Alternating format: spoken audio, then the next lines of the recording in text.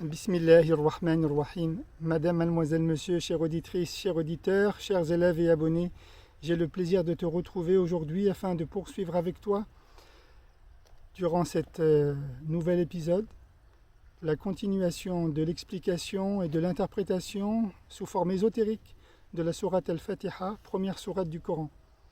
Lors de notre précédent cours, je me suis attaché à t'expliquer les trois formes de la hiérarchie que comporte notre religion, Islam, Iman, Ihsan, à travers la formulation Bismillahirrahmanirrahim, au nom d'Allah clément, miséricordieux. Tu as aisément pu comprendre que la première élévation est l'Islam, qui consiste à rentrer en paix dans la religion d'Allah. Première marche de cet escalier spirituel, pour ensuite atteindre la seconde marche à travers le nom Ar-Rahman, le clément, qui constitue ici tout le concept de l'iman, de la foi, de la croyance, et enfin atteindre la troisième et plus haute marche de la hiérarchie de notre religion, à atteindre l'ihsan, l'excellence, la bienveillance, à travers la formulation du nom d'Allah, Ar-Rahim. Bismillahirrahmanirrahim. Tu as donc ainsi acquis la nécessité de comprendre qu'à travers cette simple formulation, tu peux accéder à toutes les dimensions de ta religion. Et nous avons cité, nous nous sommes appuyés sur le hadith dit de Jibril, que nous allons continuer aujourd'hui, afin de poursuivre ensemble la recherche des 5 piliers de l'islam à travers les 5 noms d'Allah qui sont inscrits dans la sourate Al-Fatiha. La Coranothérapie te présente ta chaîne YouTube pour une école citoyenne, pédagogique, participative et associative. Ta première cyberécole de théologie en ligne qui va te permettre d'apprendre les fondamentaux et les bases nécessaires à la pratique de ta religion, en tout cas je l'espère, et par la grâce de Dieu. Ta première cyberécole intitulée Pacte, projet d'accompagnement corano-thérapeutique d'émancipation. École Pacte, projet d'accompagnement corano-thérapeutique d'émancipation. École publique gratuite et à ciel ouvert. Adressée aux adolescents, aux enfants, aux adultes et à leurs parents. Continuons ensemble l'explication du hadith dit de Jibril, qui est classé numéro 2 dans les 40 hadiths de l'imam al-Nawawi que tu peux te procurer aisément, et dans lequel l'ange Gabriel vient questionner le prophète à 5 reprises. Il lui pose effectivement 5 interrogations, parmi lesquelles on retrouve « Akhbirni anil islam » informe-moi au sujet de l'islam. Qu'est-ce que l'islam? Nous avions dit précédemment que cela signifie la première condition à atteindre, à acquérir afin d'entrer dans la religion de Dieu en paix. Et pour cela, cela nécessite de réaliser 5 piliers fondamentaux. Le premier pilier est de professer, d'attester qu'il n'y a d'autre Dieu qu'Allah et que Mohammed est son prophète et son messager, son serviteur. Le second pilier est d'appliquer, d'accomplir correctement tes prières canoniques. Le troisième pilier est, dans la mesure du possible, de reverser la charité. Le quatrième pilier, d'accomplir le jeûne du mois de Ramadan, autant que faire se peut. Et enfin, le cinquième pilier, de pouvoir, selon tes moyens et ta possibilité, te rendre auprès de la maison de Dieu pour y effectuer ta visite. Nous allons tenter de retrouver ces 5 piliers à travers la sourate Al-Fatiha et notamment à travers les 5 noms que contient la sourate Al-Fatiha. Revenons à présent aux 5 piliers de l'islam. Ceux-ci sont évoqués effectivement dans la sourate Al-Fatiha et nous allons ensemble en chercher les preuves à travers l'art herméneutique de cette sourate, capable à elle seule d'interpréter le livre de Dieu. L'art herméneutique, c'est tout simplement l'art de comprendre, de traduire les sens ésotériques, cachés, mystérieux de la sourate Al-Fatiha. Et pour cela, je te renvoie à son éminence, Fadilat al-Sheikh Abdallah ibn Ali al-Shinqiti, dont j'ai pu te traduire aujourd'hui son exposé, que tu trouveras sur YouTube en arabe. Le livre de Dieu est donc la première sourate, dont la première sourate est la sourate al-Fatiha, interprète à elle seule l'intégralité du livre, qui contient 604 pages. Et à travers cette première sourate, nous allons, par la grâce de Dieu, y retrouver les fondements des piliers de la religion. Grâce entre autres aux différentes allusions à laquelle les paroles de Dieu renvoient dans cette sourate. C'est l'utilisation polysémique, c'est-à-dire la pluralité des sens qui sont liés notamment au nom de Dieu que tu peux réciter systématiquement dans ta prière lorsque tu te présentes devant lui. Combien de noms sont-ils cités dans la sourate al-Fatiha? Combien de noms affiliés à Dieu trouve-t-on dans la sourate? La réponse est 5. Et chaque nom symbolise un pilier de la religion. Écoute bien et découvre les mystères ésotériques dont les nombreuses interprétations qui sont cachées à l'intérieur de cette sourate ne peuvent être connues et découvertes des non-initiés. C'est cela qui rend entre autres la traduction difficile. C'est la présence entre autres de références implicites. Premièrement, premier nom et premier pilier, Allah, que l'on retrouve au tout début, Alhamdulillah. Allah, Dieu, loué soit-il. Allah renvoie à la profession de foi, au fait de réciter le credo, son credo, de n'attester qu'il n'y a d'autre Dieu qu'Allah, de n'attester qu'il n'y a d'autre divinité qu'Allah. Je formule par la profession La ilaha illallah, qu'il n'y a aucun Dieu en dehors d'Allah. Raison pour laquelle on ne peut pas affirmer qu'il n'y a d'autre Dieu que Dieu. Cela serait un non-sens. Dans l'attestation de foi, seul le nom d'Allah compte et seul le nom d'Allah a le droit de citer. Aucun autre nom ou attribut ne peut être substitué à celui d'Allah. Tu n'as donc pas le droit de dire qu'il n'y a d'autre Dieu que le savant, qu'il n'y a d'autre Dieu que le maître, qu'il n'y a d'autre Dieu que le Créateur, le sage suprême, le souverain, le grand, le fort, l'immense, etc. Non. Cette première attestation consiste d'abord à connaître puis à reconnaître ton maître, ton Créateur, ton Seigneur, qui s'est fait intituler Allah. D'ailleurs, pour un pratiquant, cela renvoie à manifestement reconnaître la présence du Dieu un et unique, indivisible. D'ailleurs, pour embrasser l'islam et valider ton credo, tu dois affirmer, reconnaître Allah. C'est le nom de Dieu le plus important. Ismullahi l'A'zam. Ismul A'zam, Allah.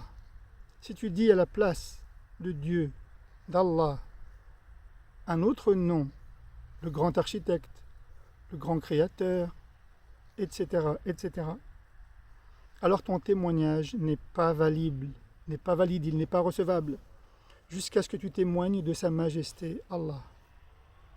La prière n'est pas spécifique à l'homme, elle est également et étendue à l'ensemble de la création. Et là, nous basculons dans le deuxième nom de Dieu, Rabb, Rabbul Alamin, Alhamdulillahi Rabbil Alamin. Louange à Allah, maître des univers. Allah est ton maître, Dieu est ton maître, qui renvoie ici à la notion de créateur absolu. Toute la création prie Dieu, tous se prosternent, s'inclinent dans les cieux et sur terre, comme le rappelle la parole de Dieu suivante. Sabbaha lillahi ma fis samawati wa ma fil ard.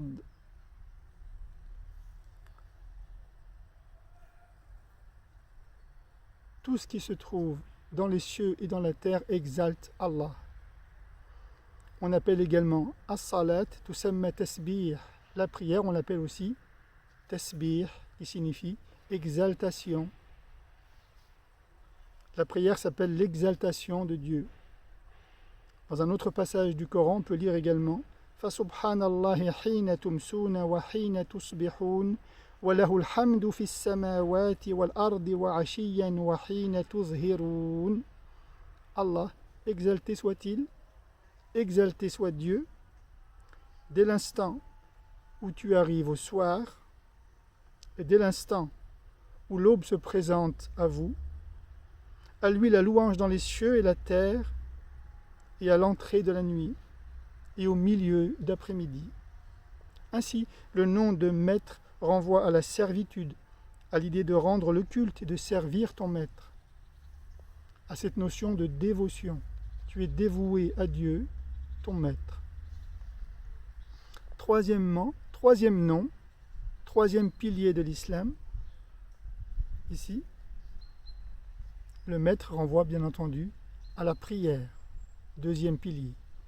Troisième nom, troisième pilier de l'islam, Ar-Rahman, le clément, qui renvoie ici au troisième pilier de la religion qui est la charité. La charité sociale, la charité humaine purificatrice, l'aumône. Dieu révèle une sourate entièrement dédiée à sa clémence, à sa générosité, dans laquelle il exprime en exorde, c'est-à-dire en introduction, ses dons à l'humanité. Il y présente en premier point sa charité essentielle, qui est son verbe. Il te fait don ensuite de sa parole, que tu récites en prière, dont tu peux maintenant aisément comprendre dans la sourate 55, sourate le Ar-Rahman, le clément, dans lequel Allah Jalla wa Ala nous dit بعد أعوذ بالله من الشيطان الرجيم بسم الله الرحمن الرحيم الرحمن علم القرآن خلق الإنسان علمه البيان الشمس والقمر بحسبان والنجم والشجر يسجدان والسماء رفعها ووضع الميزان ألا تطغوا في الميزان.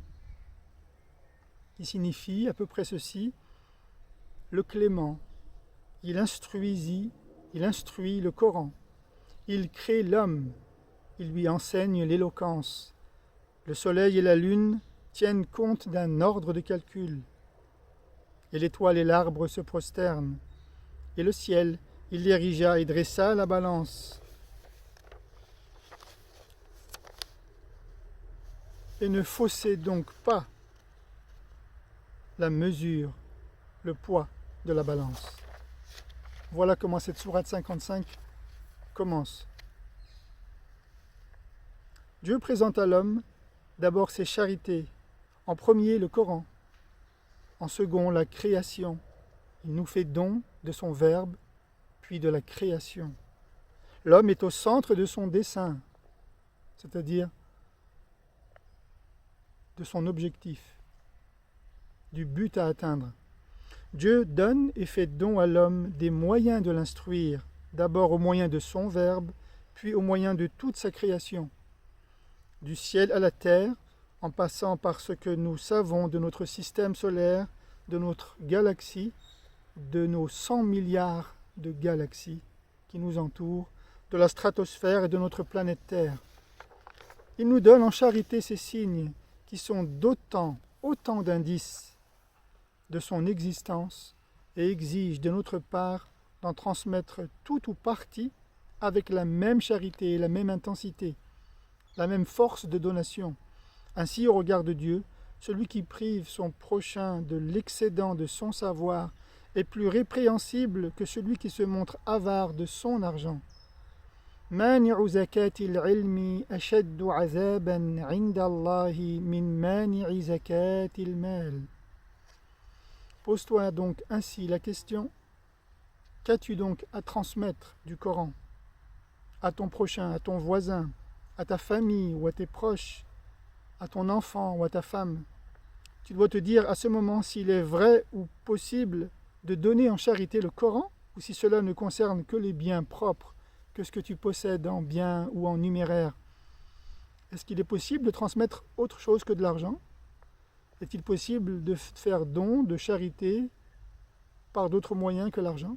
Bien entendu, par toute forme de savoir d'abord, et par toute forme d'excédent en nourriture ensuite. Écoute la réponse. Le meilleur d'entre vous n'est-il pas celui qui étudie le Coran et qui l'enseigne? Khayrukum man ta'allama al-Qur'ana wa 'allamah. Ceci est une tradition prophétique, un enseignement, une leçon à apprendre et une richesse à transmettre. Transmettez de ma part ne serait-ce qu'un seul signe. Balliru anni walau aya. Dieu dit dans la sourate 2, signe 150. En réalité, ceux qui dissimulent ce que nous leur avons fait descendre comme autant de preuves évidentes et d'orientation, après que nous ayons exposé clairement ceci aux gens dans l'écriture, ceux-là sont maudits d'Allah et maudits des haïsseurs. Ainsi donc, tous nous avons quelque chose à transmettre, à donner envers son prochain.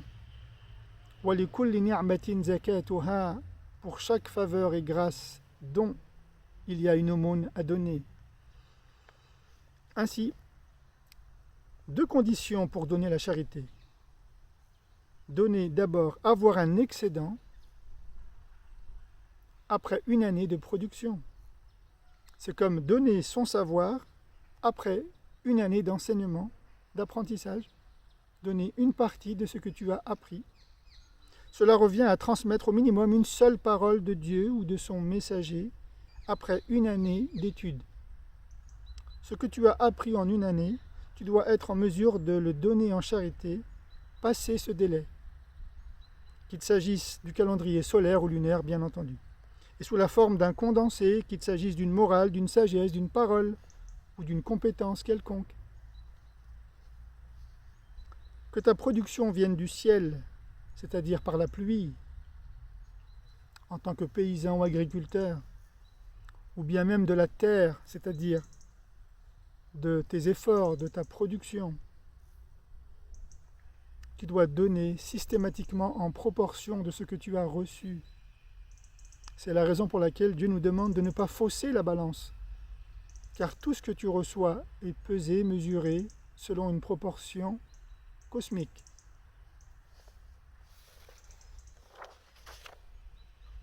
Sache combien tu gagnes et au-delà du seuil imposable, reverse ta zakat, sans tricher, ni faux calcul.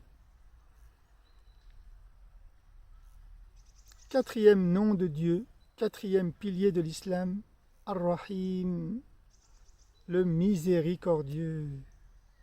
Le miséricordieux renvoie au quatrième pilier qui est le jeûne du mois de Ramadan. Le jeûneur est probablement celui qui manifeste une attitude plus mesurée, plus pondérée. Quand tu jeûnes, tu es censé être plus sage, plus agréable, plus posé, plus généreux, car tu es maître de tes pensées, de tes actions et de tes actes. Jeûner est donc l'acte de dévotion le plus long dans la journée et dans la durée, car elle s'étale sur une durée d'1 mois, raison pour laquelle Dieu est très miséricordieux à l'égard du jeûneur, pour autant que le jeûneur soit compatissant envers son prochain. Dans un enseignement prophétique authentique, il est dit « Le jeûne m'appartient, mon serviteur se prive de manger et de boire pour ma cause. Je le rétribuerai donc en conséquence. As-siyamu li, imtana'a abdi min al-akli wa shurbi min ajli, fa ana ajzi bihi. » Et enfin, cinquième pilier, ici, après celui de clément, on retrouve celui de clément et de miséricordieux, Ar-Rahman, Ar-Rahim. Nous basculons dans le 5e nom qui figure dans cette sourate et qui est El-Malik, le roi, le souverain. Et ce 5e nom renvoie, bien entendu, au 5e pilier de l'islam qui est le pèlerinage. Le pèlerinage, au moins une fois dans sa vie, est une visite intime entre toi et Dieu, en aparté, en intimité, dans une relation forte, puissante, authentique, profonde, véridique, loyale, sincère. Tu mets toutes les qualités humaines dans une relation unique, particulière, exceptionnelle et très spirituelle. Elle est le dernier parcours d'une relation vers un développement personnel et psycho-spirituel. El-Malik, roi suprême du jour de la rétribution, Maliki Yaoumiddin. Vous voyez ici, vois-tu ici la proximité entre le pèlerin et son roi, entre ta station à Arafat et le jour de la résurrection, le jour où tu te présenteras devant ton maître, ton créateur, ton roi, ton souverain, le jour des comptes, le jour de la levée des corps, Yawma yaqumun nasu li rabbil alamin. Ainsi, nous avons reconstitué les 5 piliers fondateurs de la religion, à travers les 5 noms d'Allah que tu récites systématiquement 5 fois par jour durant tes prières, à tout moment de la journée et de la nuit. Et pour finir, وَتِلْكَ الْأَمْثَالُ نَضْرِبُهَا لِلنَّاسِ وَمَا يَعْقِلُهَا إِلَّا الْعَالِمُونَ. Dieu nous dit ceci, et voici en cela des exemples à travers lesquels nous frappons certainement les consciences des hommes, les esprits des hommes, et n'en prend conscience que ceux qui savent. Sourate 29, signe 43. Je te remercie pour ton écoute. J'espère que tu vas pouvoir réécouter cette bande, la méditer, la réfléchir, la partager, la diffuser, la liker. Je te remercie de t'abonner et je te dis à bientôt pour une nouvelle séquence. Wassalamu alaikum wa rahmatullahi wa barakatuh.